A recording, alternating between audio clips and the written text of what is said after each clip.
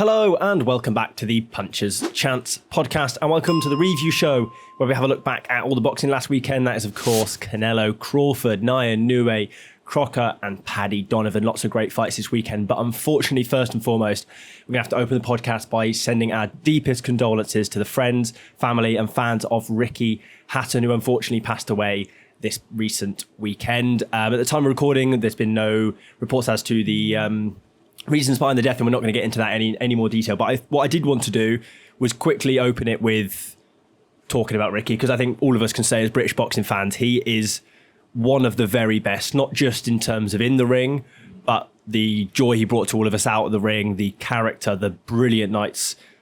He done it all, really, didn't he? Yeah, it was really sad to see. I think especially yesterday when the news sort of spread and you've seen everyone posting their sort of memories or like the times they've met Ricky. He seemed like one. There's not many people that seems to get on with everyone these days, especially, but he generally looked like everyone he come across just had nothing but good words to say about him, and the way he captured the British audience when he was fighting, especially at his peak. Like, even I, surprised you too, was probably a bit too young to fully appreciate how big of a star he was at the time. Like, when he went to fight Mayweather, like how much of an audience he captured over his career. But yeah, he's going to be massively missed, an absolute icon of British boxing. He epitomises special nights in Vegas, doesn't he? When he even as a sort of Welsh boxing fan, when I think special nights in Vegas, I think Hatton before I think Calzaghe, and they both done it, but I just think the way he did it, and the like you said, just the way he captured the hearts of British boxing and represented British boxing, the people's champion, the hitman, all of this, yeah, big time. True definition of a people's champion. When you've seen the videos of people now posting, sadly after him passing away, and you can see him running up streets. Cars are tooting, he's waving. He's just a man of the people, and you wanted him to succeed in all of what he did. And, the memories I've got of him, especially, the build up to that Mayweather fight. Mayweather's there talking about he's got $200,000 on his pinky. He's got a $300,000 watch. And then Ricky Hatton gets the mic and says, "You're a dick, mate, though." And he's just a fantastic character. And like Ben touched on, there's not many boxers now that are out there in this current climate that are loved by everyone, and he was loved by everyone because he represented a lot of us, the working class people and all that. And yeah, he's going to be missed. It's just terribly sad news that broke Sunday. It's just unbelievable. Yeah, it was one of those. It's probably stopped me in my tracks with what I was doing, and I know you boys were the same. And the Inoue fight and stuff was on at the time, but you didn't want to believe it when you read it. You were like, surely not. And when it was properly announced, then you just gutted. Yeah, I think it's important to say as well, obviously, don't know as we were speaking, the reasons behind it, but he's someone that spoke quite openly, especially after his career, in terms of mental health struggles. And I think it was really important to see a figure like that, who will seem to so many as such a strong person and such a confident character, even can struggle. So I think it's important for people to still realise that it is a stigma that needs to be talked about as well, especially in a sort of masculine area such as something like boxing. It's not something I don't think that would be openly spoken about a lot, but just cases like that does show that it's very, very important to do so still.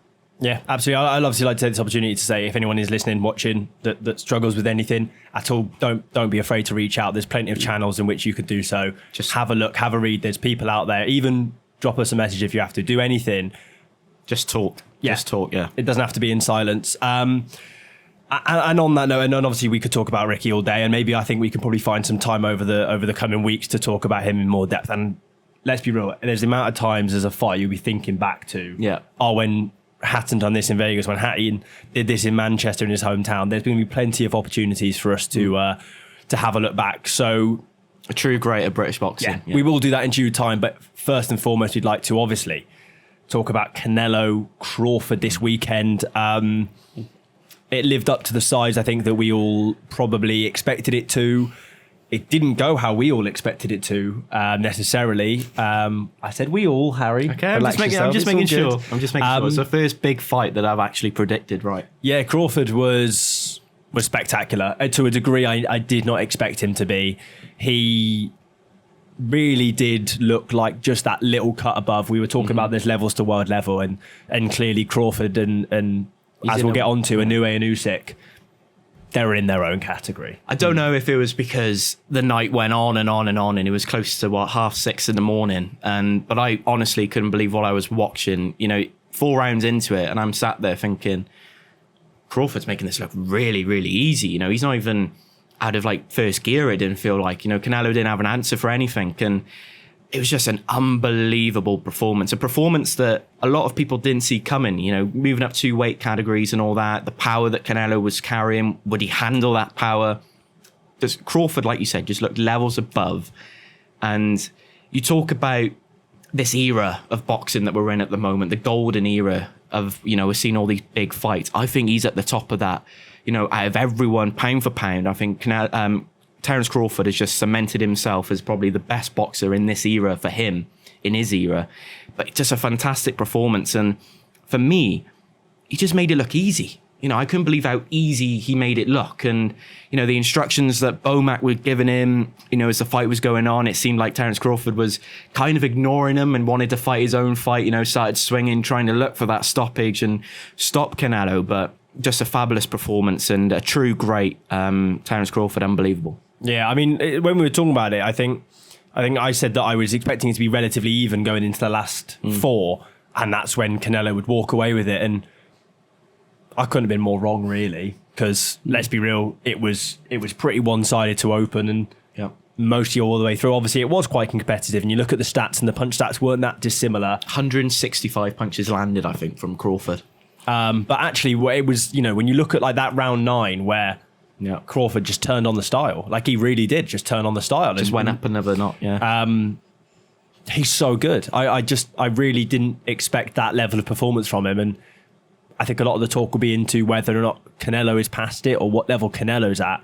But you have to give Crawford his flowers now because he's done it. He has operated at the very highest level of the sport, 42-0, beaten one of the all-time greats of their generation, and done so pretty convincingly. Yeah, he dealt with the occasion really well, and it didn't look like one fighter. If someone had told you one of these fighters had jumped up 2 weight classes, you wouldn't necessarily be able to tell who it was. He was I was watching, I was very tired by the time that fight rolled around, because I don't think they got started till about 6:30, 7 o'clock in the morning, but I was sat there watching. I was like, I literally put a message and I was like, it's a good start from Crawford. But then it hit round 4 or 5, and I was like, he's doing it. It was you could just tell he was so comfortable in it. It was almost as if he'd already been through the fight and knew exactly how it was going to go. But what impressed me more, like we said last week, it was the case of how is he going to deal with that jump up in weight, because getting hit by someone naturally who was fought at that weight, we thought was going to be what would be the difference, but he was more than comfortable. He could box out of range and be too quick for Canelo to pin him down. But then you got to the moments where Canelo did have him backed into a corner, and he thought, right, this is his moment now where he can start to take control. And he was just popping him 3 or 4 shots too quick for him, and he was spun and he was out there. So he could even plant his feet with him and trade with him, and at point still come off the better of the two. So I just don't, looking at it, I just didn't think, and I think Canelo said it himself, there was no way to figure it out how to beat him. He just had it covered in every aspect, I think.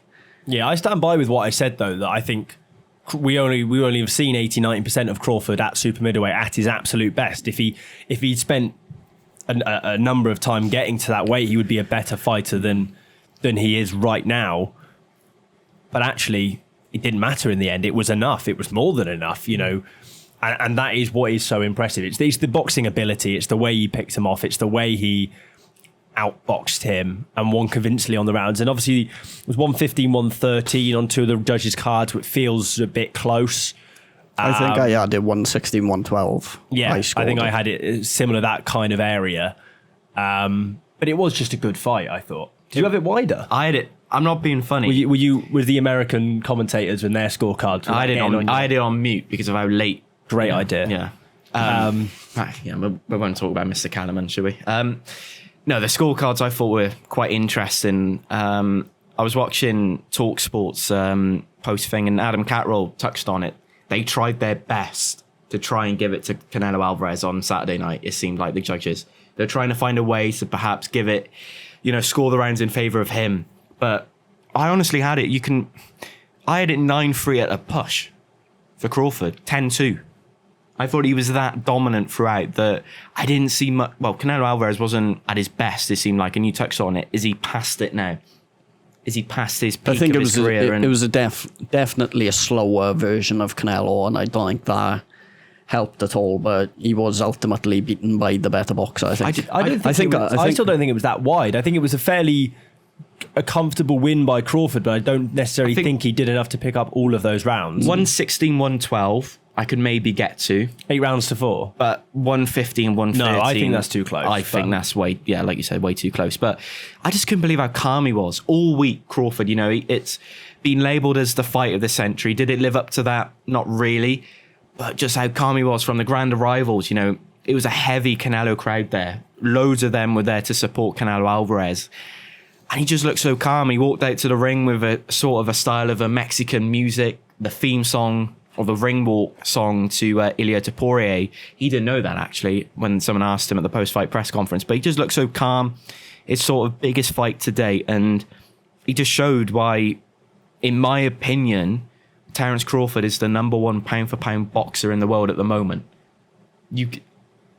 Freeweight undisputed champion, and he's fought, and he just made Canelo Alvarez look average. My only issue with that is, though, we haven't, as much as he's done it, like he is the only man to do 3 weight classes, I don't feel like we've seen it enough. Like, there hasn't been enough big fights that he's been involved in. Like, you can look at the Canelo fight, which was massive, big win. The Errol Spence fight, but then again, Errol Spence was coming off the back of the car crash, so it wasn't that it is 100%. It is difficult in a way because I look at who he could have fought, and there's not many big names, really, that could be much bigger than what Canelo would have been for him. Like, if he was in a different era, if he was in the era with, Mayweather, probably would be looked at a lot differently to how his career and his resume is going to be looked at by the time he finishes now. But there's no doubting that he is one of the best. He's one of the best boxers in his era. It's just a shame that he hasn't had enough of an opportunity to show how good he is, I think. Do you reckon a lot of people were talking about that Madrimov fight as a bit of a, he has to be better than that fight, and he was. But do you reckon because he's taken a fight against Madrimov, didn't look too great, that could affect maybe, him being the number 1 pound for pound? Yeah, I mean, we talked about, I don't think so, not so much. We talked about it in the last episode, and I sort of said, styles make fights. It wasn't just... Madrimov wasn't the opponent that made Canelo look good. He never was going to be. That made Crawford look good. He wasn't going to be. So I just think, I don't read into all that too much. It's really difficult. It just is splitting hairs when you come to, when that whole conversation of that Naoya Inoue, Terence Crawford, Alexander Usyk conversation, it's splitting hairs in terms of what they've done that the others haven't, what they're doing that the others aren't, what fights they're taking and winning that the others aren't. They're all in a position in their career where you just look at them and you think, I don't know if anyone is a threat to you right now. And so at what point can you you're starting to you're almost analysing fights that they should be winning anyway. It's difficult to say. I really don't know. I'd be inclined to say I still think Inoue is more dominant at his weight classes than Crawford is at his, as a personal opinion. But if anyone says Crawford's number 1, I don't have a problem with that by any means. It's difficult because looking at anyone else he could fight now, there's I felt like Crawford was Canelo, was the pinnacle. That was going to be his real struggle, and he looked so comfortable in it that anyone else you put him in against now, you're going to be like, he's already dominated what many people thought was the greatest fighter of his era, and someone as decorated as Canelo like his only losses have come against two other that will be considered as the best of their era. So I think that's the only difficulty for him. There's no doubt that he is one of the best fighters of his generation. It's just he hasn't had the opportunity to test himself against other fighters as skilled as him, but there's nothing he can do about that. So What do you reckon he does next then, Crawford? literally what I was gonna say. Does he stay there or does he move down? You know, some people, which I think is crazy, saying light heavyweight. Definitely not light heavyweight. Absolutely I don't. not. That's too much of a jump. But he even said he was even asked in the post-fight press conference about that, and his straight answer was nah. My choice number one would be, I think he hang up the gloves. Take. I just don't think you're getting any better. There's no. And then the only other question beyond that would be go down to middleweight and clean up at middleweight against a relatively poor division. You know, Janabek, Carlos Adames. They're all winnable fights at that generation. You could go 4-weight undisputed, which would be unbelievable. But you're then knocking on 2-3 years time at best. You're looking at staying fit throughout that period. I'd imagine he's done enough now. He doesn't need to do any more.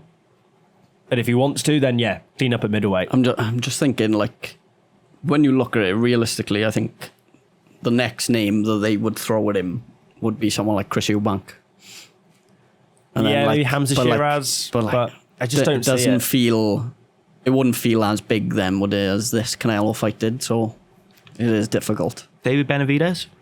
I've seen that name going around online. Yeah, and that's why, because Turkey tweeted, isn't it? Could David Benavidez still make 168? And I just don't know. I also don't think that makes sense for David Benavidez. I mean, he's on the edge of stuff at super middleweight. You know, him versus Bivol would be light heavyweight. Him versus Bivol would be an unbelievable fight. He's got to get for Anthony Yard first, ain't he? Benavidez as well. So yeah, I don't know. I just think, yeah. Do you reckon it's a perfect time then, perhaps, to Crawford? Well, he said he's going to take some time to reflect on this, take some time out from boxing. Do you reckon that, you know, he should perhaps think about hanging up the gloves and just say, look, I've done it all. I've done what I wanted to achieve. I've gone out in the fight of the century, as they're going to promote it as. Do you reckon he just goes off into the sunshine now? I would. I think he could, because I don't know what else is there. To see as well, he bought himself a watch and engraved their 42-0 before the fight.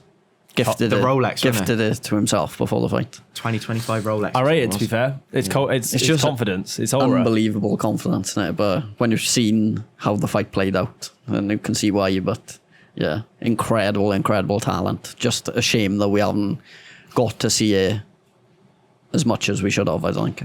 Canelo. Yeah. What about him? Where does he go from here? Does he... Eubank. You reckon? Yeah, he's got big fights left. Him and Eubank still makes complete sense. So you think Eubank's going to get through Conor Benn November time? Yeah. Yeah, I'd say so. Because he's going to be fighting, what now, next May again, Canelo? And then probably, September again. It's Eubank or Shiraz, I think. Yeah, I think that's the money. It's just another money fight, isn't it? Yeah. Realistically, it's what makes sense for him, and fair play. He promotes himself, he makes big money, he makes big bank. I suppose everyone in the super middleweight division is licking their lips now after seeing that, because if Crawford is to hang up the gloves, all them belts, or it's a free for all for everyone, and so everyone can start going right. And Billy, Pacheco, Shiraz, they're all. That's what they're all hoping for now. Probably. It's my time to jump in and try. It's a win-win. You either get the Canelo fight for life-changing money, or you get the Crawford belts left over for a title at a division. So you win-win. Yeah, realistically, isn't it? And I did like the Callum Simpson tweet as well. He said, looks like Canelo's blown a big fight night at Barnsley. It's true. Yeah, he'll be heartbroken about that, I think. Should we talk about TKO as well? You know, first proper thing into boxing. Dana White, I think I know what you're going to talk about. We touched on, literally at the start of the episode, 6 a.m. these pair made their ring walks into the ring.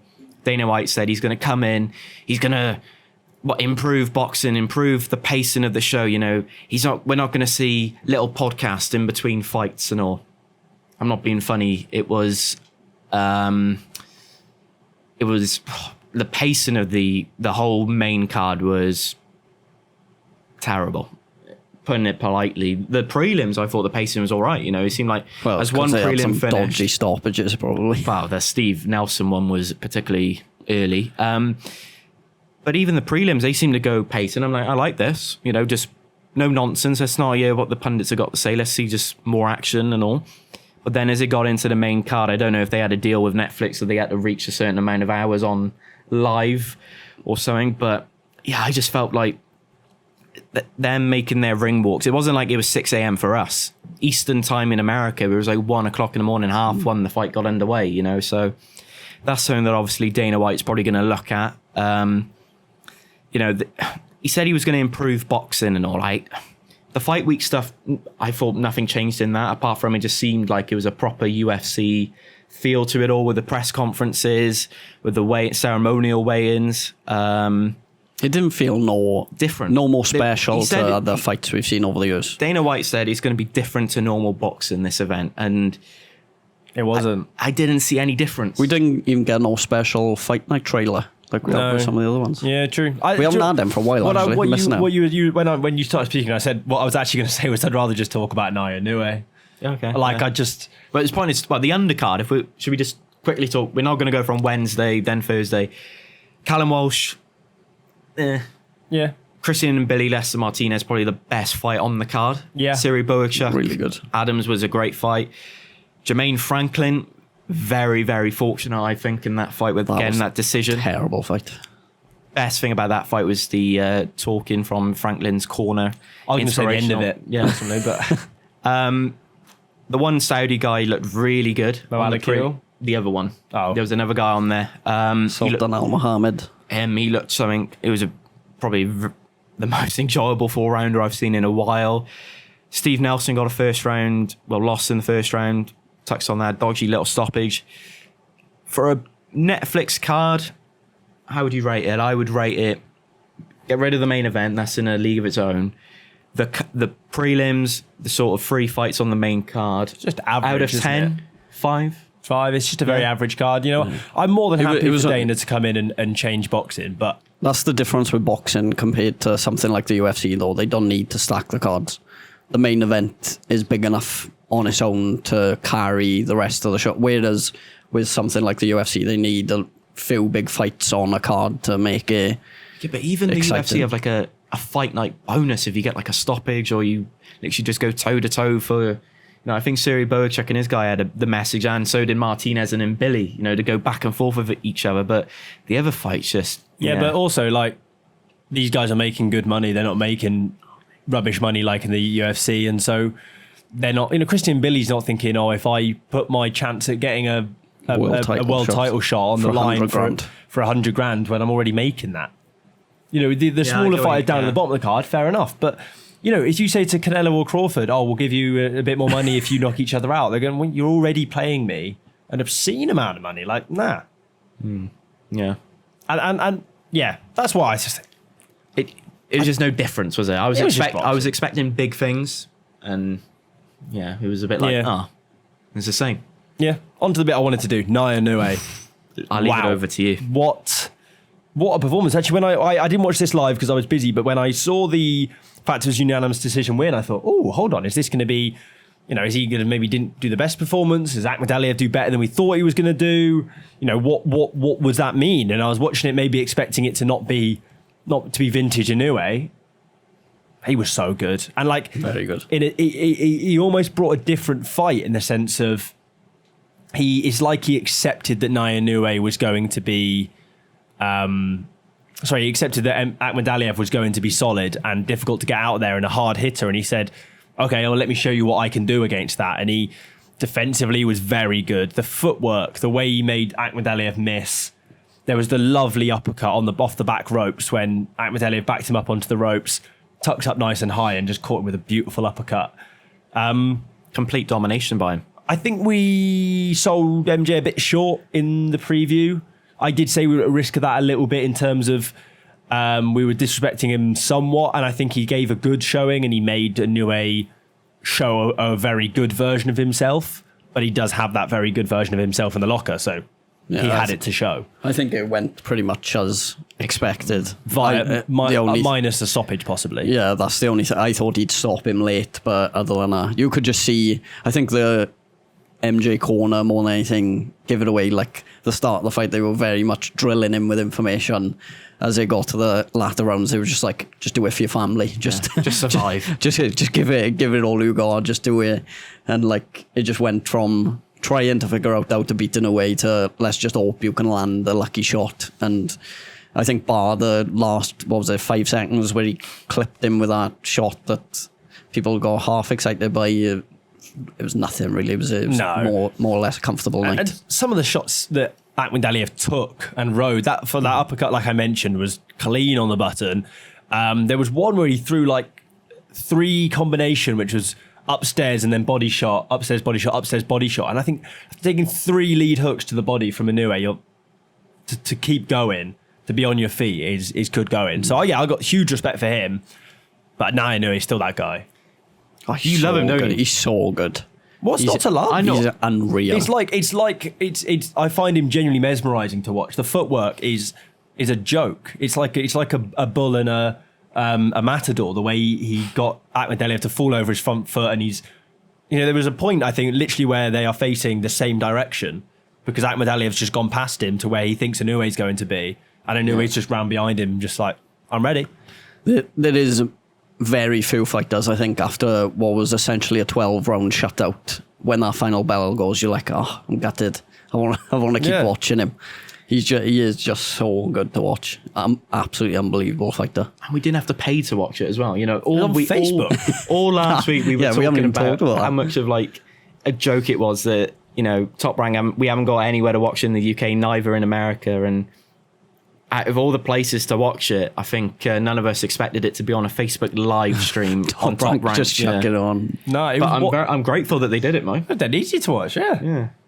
Well, we were relying on you then to send us a lovely Wetherspoons no link or need. something. But yeah, no, I do love Inoue, and I am with risk of overplaying it. I think that's probably why I think he might still be my pound for pound number 1, because I just it's more the way I feel watching him more than anything.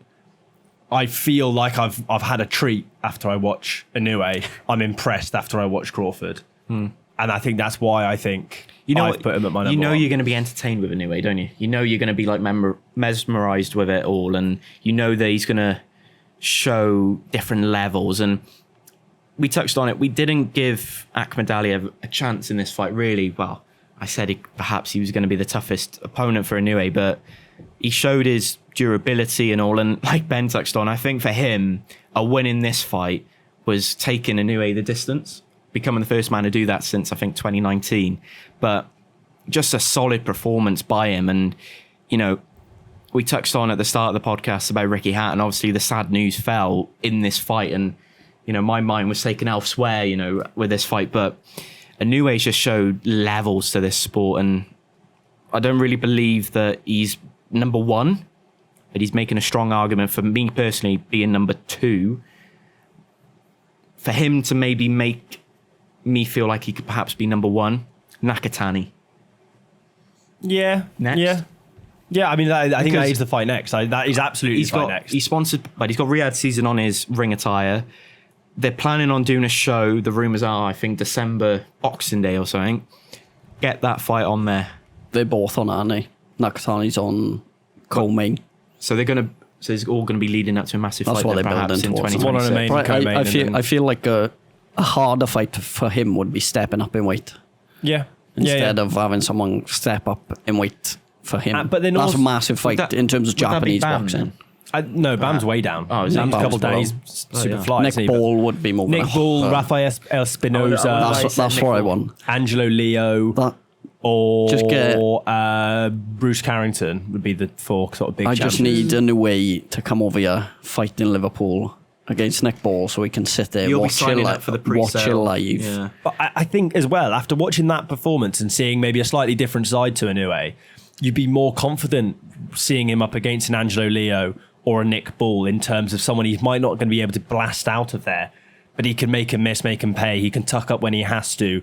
He can hurt them when he has to. You know, I was mentioning there's a bit in like round 5 or 6 where like Inoue's hitting Akhmadaliev with a combo and then going, yeah, go on, show me what you've got. He's hitting him with one and going, yeah, show me what you've got. And they're going back and forth. He's like stopping, like, come on, let's have what you've got. Yeah. Like they both were just going back and it was fun. Yeah. But I do think, Inoue, after that performance, I'm more and more confident he's got the tools to clean up at featherweight and then, do what he wants at that point. I really do. I don't think there's anyone who stops him at that weight.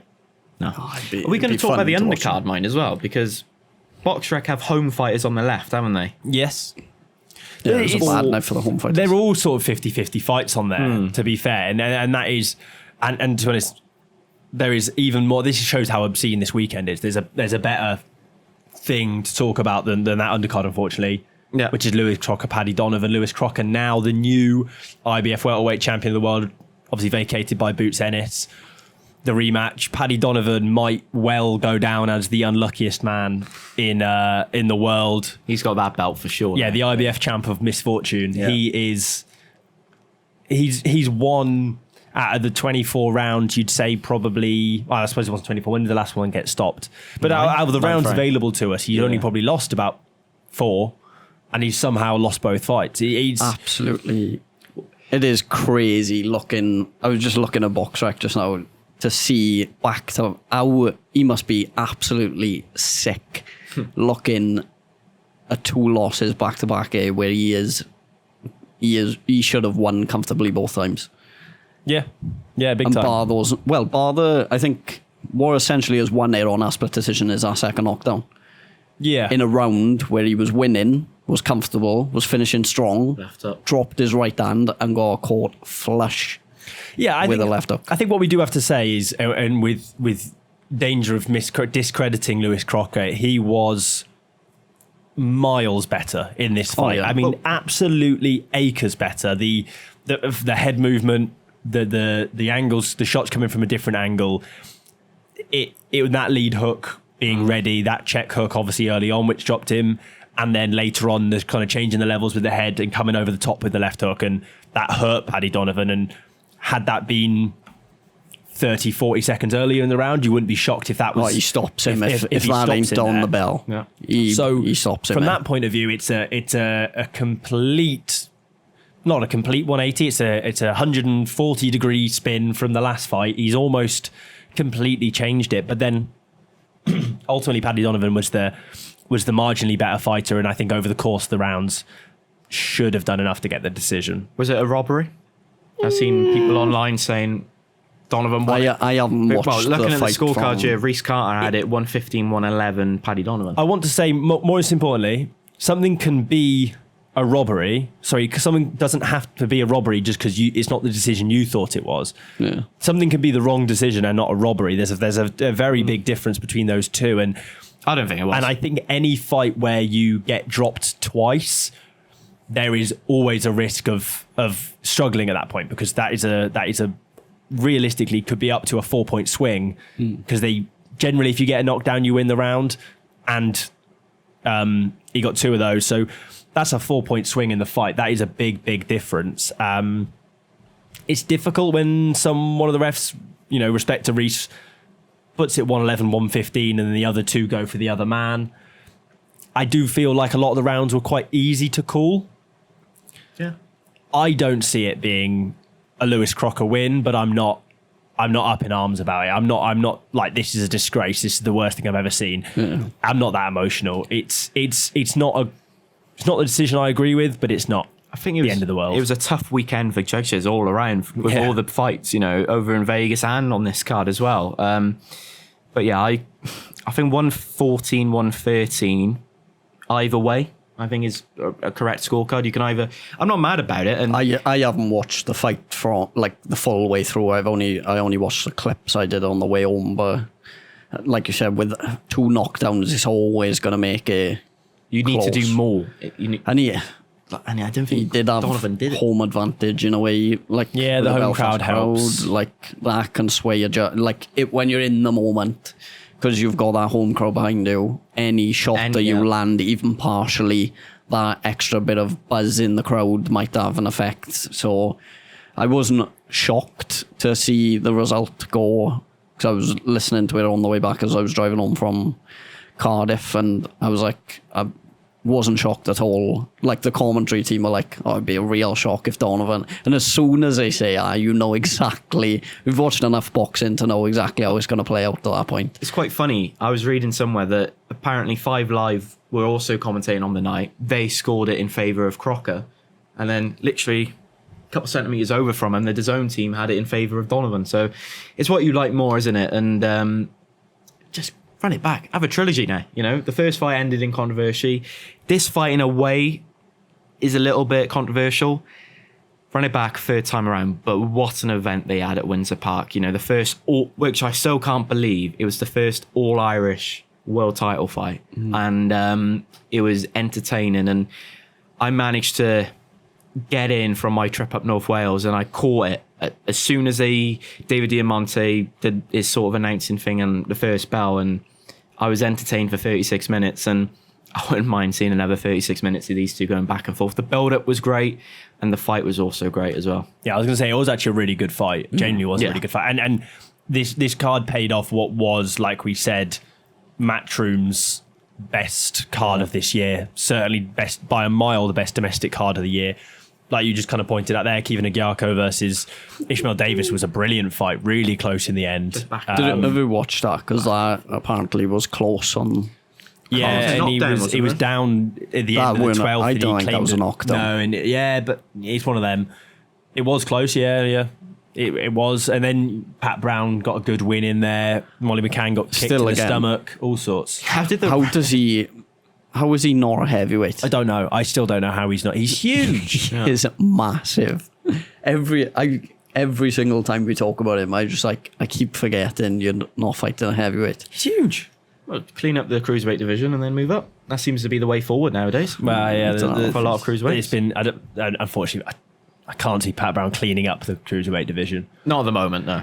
I don't see him doing it at any point in his career. But I think he'll have some good wins. He'll have some great nights, but I don't see him cleaning up the cruiserweight division. I still don't see him at British that level. Then I'll retract that and go maybe clean up British. Clean up the domestic scene. Yeah, maybe get him and Johnny Fisher in a couple of years' time. Yeah, do the southern area title and maybe central area title at cruiserweight, then a heavyweight. That's the big one, the Usyk model. No, he's look, don't get me wrong, he's a great fighter, Pat, and he's brilliant to watch, exciting, big hitter, etc., but I'm not yet convinced I'm watching a world title.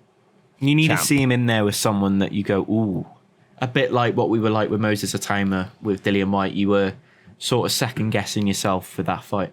Yeah, but you need a sterner test than that, don't you? Like Atoma blasted through White. It's like that's that. You know, if you're talking levels, but Moses Atoma is blasting through. What I mean someone who's challenged for world titles. You need someone that's been there on the biggest of nights and has got that experience of, you know, going 12 rounds, for instance. You need someone like that to properly test him. And at the moment, they haven't found anyone, have they? You know, he had an Argentinian for his debut that we predicted would go 8 rounds. But let's be real. They've put him in there. He doesn't beat 12 Vidal Riley, does he? Do you know what I mean? They've put him in with someone who's 12-5. It's not like they're looking. They're searching high and low for a. Is he ranked world title challenger? He's ranked one below Tommy Fury. That is revolting. To be fair, that is generally revolting. Tommy Fury, isn't he? I wouldn't go that far. I thought you said you watched his documentary on BBC. I did watch his documentary. That doesn't mean I'm a massive fan of him. I've watched bigger fan than Ben. I've watched many documentaries. That doesn't make me best friends with them. Are you best friends with everyone's documentary? I tell you what, Pat Brown, Jack Massey would be a good one. That would be a good fight. That's the sort of that's the type that's what of I'm getting at. He needs that sort of test. fight where Jack Massey's Isaac Chamberlain would be the fight I'd make. Dan Aziz. He'd fly through. The fact that Dan Aziz Pat Brown and Dan Aziz light heavyweight. I was going to say, I was like, surely they're not in the same division. Heavy, you had me for a second. I was like, no, there's no way they're in the same division. It's because they're not. Maybe even someone like Chev Clark. Like, I wouldn't rush him up, is what I think I'm saying. I think Jack Massey might be a test too soon. Jack Massey's very good. And he's been in and he's fought against some very good operators. All we could know, he could be thinking about moving up to heavyweight now, like Ben said. Not yet. I'll get this cruiserweight division, let's move up, get the money. I wouldn't have thought just yet. He'll take his time. But yeah, that was a good card. I enjoyed it up to now. Like I said Molly McCann got kicked in the stomach. That was a bit mad. I don't know where that comes from. Didn't get it as well. It was like the fighter was probably told to do that. No, what I don't get is how she got away with it. Like how the ref referee didn't was see stood it. behind Yeah. I don't, no matter where, if you look at the floor and you can only see 3 legs, it means one's in the air somewhere. Like, it should be spotted. It's like a school fight though, isn't it? When you think about it. It did look a little bit like it. Like you've got someone up against a locker and they've chucked in a little kick. And like a little kick in the midsection. Yeah. Lost. Yeah. Yeah, It's no, true, I'm with you. I'm with you on that. Yeah. But hey, that I think good weekend of boxing. Very Great good. weekend of boxing. Best good. weekend of boxing where you It's played historic. Is it? You're gonna it's gonna be one of those ones in years to come where people are gonna sit down and be like, I remember watching Crawford best Canelo. Yeah, I remember where I was on that day. Do you remember where you were? Home. I was in the living room tiptoeing around the place because I don't want to wake up the house. Fair enough. Yeah. Same for you, presumably. Yeah, flying home from Cardiff and then Well, you had a private jet up to Merthyr. Bloody hell, look at this. I was guy. in Long Ashton Park and Ride. I beg your pardon? Yeah. I was in Long Ashton Park and Ride in my car, watching it on my phone. Well, I haven't Park, That's of the course, dreamer. not riding. Long Ashton Car Park. Park and Ride. There'll be a boxing event there soon, probably. Could be. Yeah. Could be. It'd be a good event.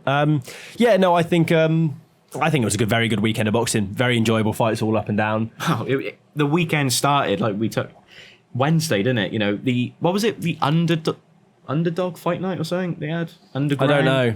I don't know if you boys seen it. It was a good. Underground at the galleries. One of them ones. No, I know what you I mean. watched the Mikey Talon Yeah, fight. same. Wednesday night, yeah. Yeah, same. again. But Everywhere you looked boxing. last weekend, there was boxing, and it was good to see. When's the and everywhere next- you look this weekend, there's When's no the boxing. next like big? Let's have a look. Let me get the schedule up. Is it as you Eubank always do. Ben? You got Gabriella Fandora fighting this That's weekend. for a while. That's not for a while. yeah. November, they aren't they? Anything in October? Have we got Boots anything? Ennis, October. Lima, 11th of October. Same night as Dave Allen, Makhmudov. Joe Parker, Fabio Wardley, 25th of October. Same night as Sebastian Fandora, Keith Thurman, Boatsy Parker, Virgil Ortiz. And then you obviously got November 22nd is the next mega weekend of boxing when we've got Abdullah Mason, Sam Noakes, Bam Rodriguez, Brian Norman Jr., Devin Haney, Davin Benavidez, Anthony Yard. That's the next So one, isn't it? when's Eubank Ben? November the 11th. That a week before. Weekend before. 2 weeks. 2 weeks before. I don't know. 15th it would be. Yeah, a week Eubank before. Ban, yeah. They haven't said. Have they said it's in 15th of Tottenham November. or Wembley? Well, a week. Tottenham Hotspur Stadium, officially speaking. Unofficially speaking, I mean. Yeah, let's. We've had something, so I don't know if we've had an embargo. Let's forget about that. Ah, well, I can cut it out. Yeah, let's cut that bit out. We don't know, basically. There's a chance that Yeah. we would suspect it will be the 15th of November. And if I had to guess the location No, of it, no, just- I would guess the Tottenham Hotspur Stadium. Just working without any prior We're knowledge. just working out 22nd November. They're not going to put it Yeah. on that night. And then No. the 8th of November, Virgil Ortiz. Oh, you wouldn't clash it with Virgil Ortiz Jr. No way, would you? So, yeah, it must be on the 15th. And I think Wembley's busy that day, if I remember correctly. Coldplay's probably playing there or something. Yeah, I've got Wembley's calendar in my phone, and I just think I think it's booked up as. Hopefully, I can get back up to Tottenham Hotspur. Yeah, possibly. Just make sure you go on the right day as well, you know. Any more? The weekend before. Anything else to cover off? Anything we haven't touched on so far? There hasn't been many talking points because everyone obviously has been talking about Canelo. All the talking's been Crawford, in the yeah. ring, basically. It's not. It's And often. that's always good, though, as Oh. well, in boxing. I tell you one thing we haven't talked about: the social media post from Anthony Joshua directed towards well done. Tyson Oh Fury. yes, I sent this to you boys, didn't I? That got me excited. That did get me excited. He was not happy with Tyson. He's giving big respect to Joseph Parker for taking the Fabio Wardley fight and calling Tyson Fury. Was it flaky? He called Tyson Fury. Was it? I think. He wants it. Yeah. Anthony Joshua wants that fight. He doesn't believe that Tyson Fury wants that fight. It's a sort of message that you get at a parents' evening. You know, What messages was your teacher sending you? you're great in this class, great fight, Fabio Wardley, Joseph Parker, respect him in this. But then in another one, it's like, Oh, calling okay, you out, yeah, you're yeah. rubbish, you're not this, you're not doing this. And all Yeah, that. he's I did- great in English, but he's crap in maths, sort of Yeah. thing. I I'm with did you, yeah. really But I like like it, the, though. I really the sign like it. off to it. To my supporters, I'll be back to lace up my boots and put on the gloves sooner than later. Hopefully punching Fury's head in and dancing around his flicker jab with ease. I mean, I rate it. It's confidence. That- It's the old AJ. That shows very much that he's ready to go. He's ready to go. We haven't seen this side of AJ in a while. He's been too. Do you reckon? Too nice, too clean. Everything's been going too well. I want to see. Get that Wembley calendar up and see if they got anything for summer 2026. Yeah. I'm trying to work out That's because gonna be Eddie Hearn exciting. said he's going to be back January, February. They'll both have a AJ. fight early. That won't be Early next Joshua. Sorry, that won't be AJ Fury. No, but it will It'll be be like a sort I of. think he said the other day they'll both have a warm-up fight and then have a in summer. the summer. next year. Or Wembley Stadium in the summer. Literally That is- traffic. I don't care what anyone says. That's going to be mega. Monumental. Is that fight of the century? Yeah, Yeah. Is that the proper? by some way. I'm thinking before I speak. What's big, Yeah, I think what's it bigger is. than that, realistically? I can't think of anything. I can't think of anything that's bigger. I really do think it is bigger. I think it has to happen. Do you reckon it trumps Mayweather, Tyson? And more importantly, I think what they've done. That nearly went over your head then. Well, those are two names that belong in mega fights. So I was thinking, oh, actually, no, of course it does. I think what they've done well there is they've put the ball in Fury and Frank's court, really, haven't they? They've gone, there you go, have that. Well, let's be honest. It's always been Tyson Fury talking when it's been the sort of talk about Fury AJ. It's been Tyson Fury saying he doesn't want to fight me, he doesn't want to do this. It's all on him and all.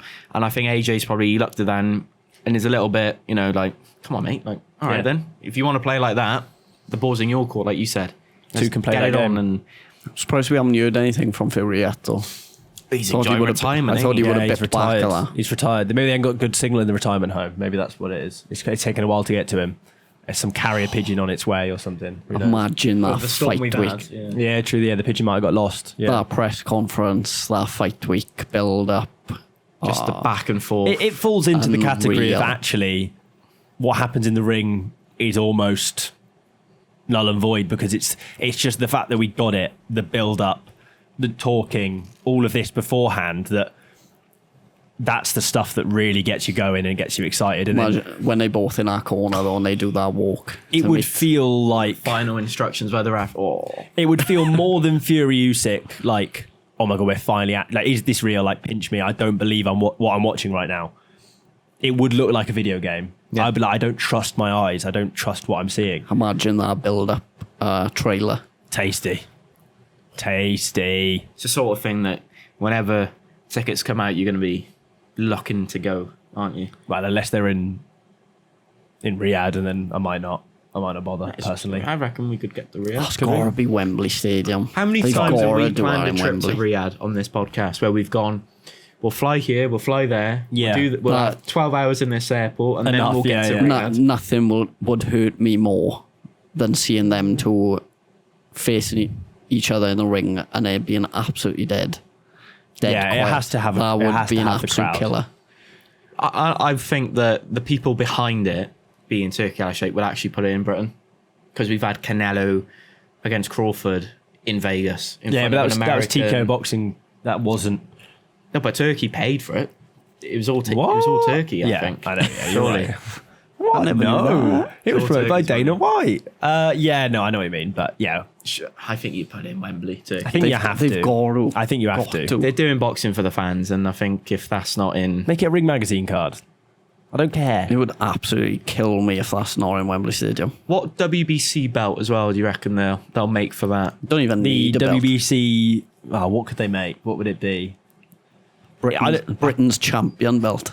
Yeah, well, we're getting a bit roundabout territory here. I'm not sure about this, but no, I think it would be a great fight. It's worth watching. Everyone would Make be it talking happen. about that. I think this podcast would be every single week. We would have a... Getting that excited. It's just my voice is going. Long weekend, but every single podcast leading up to that fight, even if we're talking about another fight beforehand, we'll have something in there talking about... Our predictions would be fun. Oh yeah, that's good. That's the one you want to win. Well, I mean, I've actually finally won a big fight night prediction in one fight. I won that bigger fight Ben night, won it was it? overall. What? Did I Me and actually? you drew, but I won on rounds. So you came joint last, and you're trying to give it the big one. So what, I got the so main what you're event. saying is None of you got the main event. so what you're no, saying no. is I've won a big one again. So you've gone from I won to I came joint last. No, I won. Ignore the main event that everyone cared about. I won. What, and Billy? What? Someone actually predicted that one in a draw. Did they? And, I'm that sad that I was looking for everyone's predictions. Fair enough. Well, that's like, we know How that's how did you do I your manage predictions to anyway, win don't it? you? How did I manage to win it? I don't know. You had Jermaine Franklin points decision, and I had it My for boy. the Kazakhstan guy. I thought I had Jermaine Franklin points decision. Yeah, but you had you went Walsh Point. decision. You went Walsh knockout like You've me. really studied this. I rate it. I listen to you guys. You know, I'm a listener. And that's how you make your predictions. That's why. Yeah. Was, I'm a it, good was, it, listener. was it TalkSport Andy Clark used this week to get it No, right? it was actually all mine. Was it? I was very confident about the Crawford prediction. I had it locked in on the Sunday night. Fair enough. Yeah. Well, there you go. I think that just about wraps it up for another episode of the Puncher's Chance podcast. We've not got another show for you coming this week. We haven't even touched on that we're in a different room as well. That's fine. If they're listening Have on the you audio realised? version, they don't know. I'm sure they've realised. Yeah, maybe they were Hopefully so, we'll be back. so engrossed in the boxing talk they forgot they weren't I wonder paying how many attention. people have walked past us through that door. You know, I've seen a couple of people. A few, I'm sure. But yeah, we haven't got a preview show coming later in the week because there's not too much going on this weekend. So take the time off boxing. Consider when you've watched this episode as your final sort of hit of boxing, and then leave it for a while, relax, become rejuvenated, and we'll see you all next week for some more boxing talk. All that good stuff. Thank you all for tuning in, and we'll see you all next week. Leave that in. Leave that in. Puncher's Chance.